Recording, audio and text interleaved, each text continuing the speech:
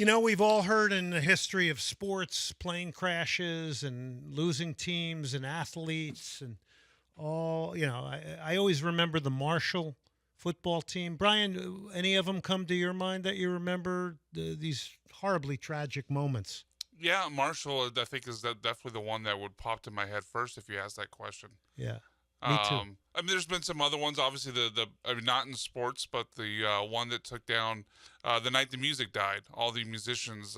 Oh, yeah. I'm forgetting some of the names now, We but there's lost Buddy Holly, Buddy Holly. Yeah, there was four or five, I believe. Big Bopper.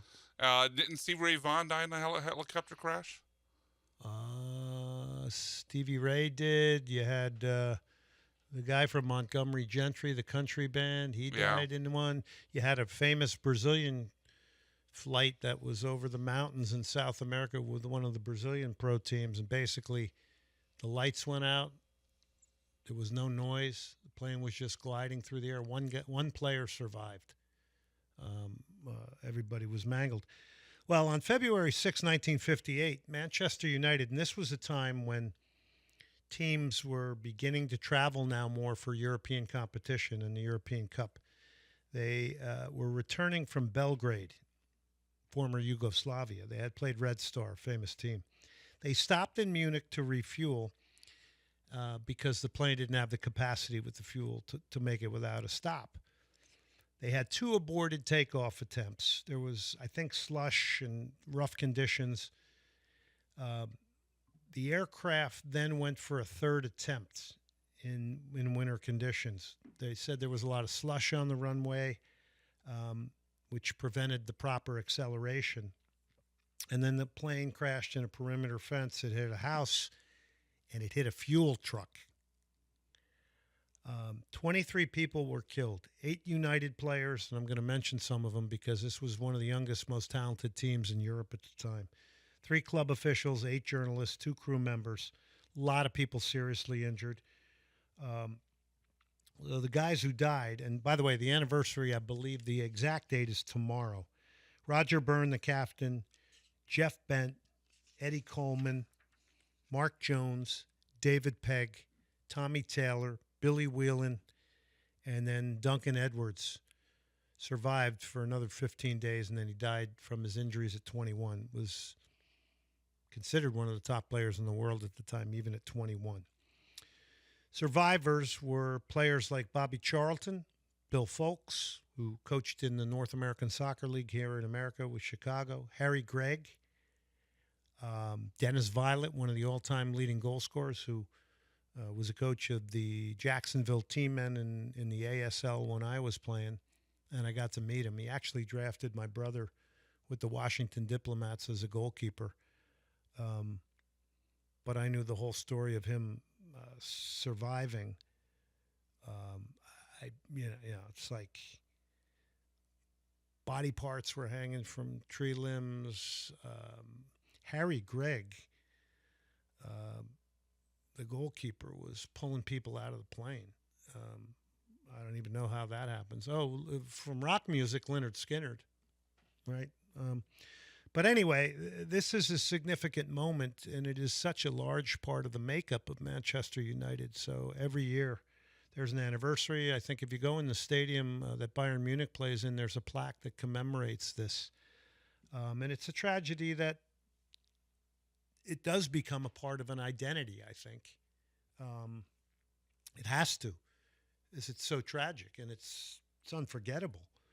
And it's not just the quality of the young people that died and the players that died from a soccer standpoint, but it's also, their lives were taken.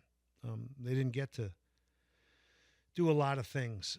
There was a phrase called the Flowers of Manchester, which became synonymous with the remembrance of the team. Now, I learned about this a lot deeper when I went over to Manchester United, and you've heard me mention on this show many, many times a gentleman named Tom Clare, who is an author, historian, and to hear him talk about this and look at his face and see how pained he was and how it upset him was pretty remarkable. So they had to rebuild the team under Matt Busby and Jimmy Murphy, and they did, and they went on to great success again. But I want to pull some sound here because Duncan Edwards was a player that Tom Clare, by the way, it was his favorite player. He used to tell me stories. He'd drive up to the stadium on his bicycle, park the bicycle, sign autographs, go in and play in front of 50,000, leave his bicycle leaning against the stadium. Nobody would touch it. Play the game, score goals, come back, ride his bike down the street to his apartment. Really cool stuff. But here is this is Bobby Charlton before his passing talking about the legendary Duncan Edwards. Tell me what made Duncan Edwards such an exceptional player.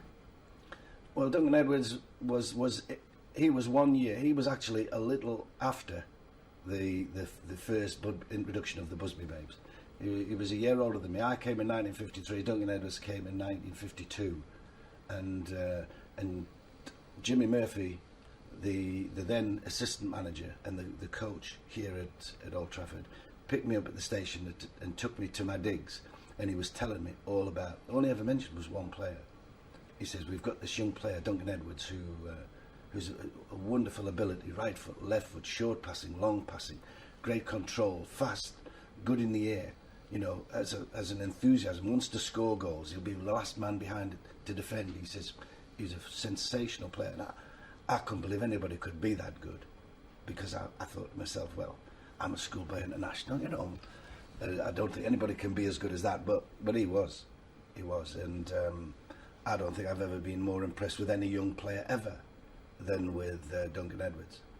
He was physically big, and he had this presence, and he had this confidence that he knew he was a great player, and he knew what was expected of him, and he would run the whole show. You know, he would defend, he would create, and he would score. He was the total footballer. And any world team that I ever asked to select these days, I always include Duncan Edwards, because he died very prematurely, obviously, at the Munich air crash. But he had, in that short period of time, created a name and a reputation that meant he would have been England's prime player for the next 10, 20 years even. He was just a wonderful, wonderful talent. Wow, incredible testimony there from Sir Bobby Charlton on Duncan Edwards, who perished in the plane crash 15 days after he was hospitalized. He couldn't pull through. Now, here's the manager, Sir Matt Busby, who survived this. And here he is speaking. Well, I was in the mind when I was ill in hospital at the time in Munich. Each time I come around for the first week or two, I wanted more or less to die. I knew something terrible had happened. I knew that. With fleeting glimpses, I remember me lying just inside with all these sort of chairs and bodies all over the place. And I remember the doctor saying something about, this one has died. And I knew it was, eventually I think it was Frank Swift. But with this, I felt each time I come round I didn't want to live. I wanted to die. And this went on for 2 or 3 weeks. And eventually one day, when I got to know the extent of the thing, my wife came in and I said, I don't want to go back to this. She said, well, I have a feeling that these lads would want you to go back. Mm-hmm. So it started a little jam there, Arthur, and probably each day I started thinking. I thought, well, yes, I think I'll go back.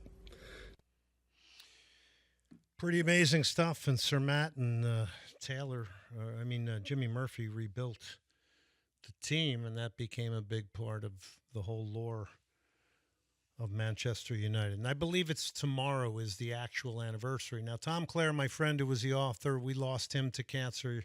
Wonderful gentleman. His wife, Cheryl, they would go over every year to the service that took place in Munich.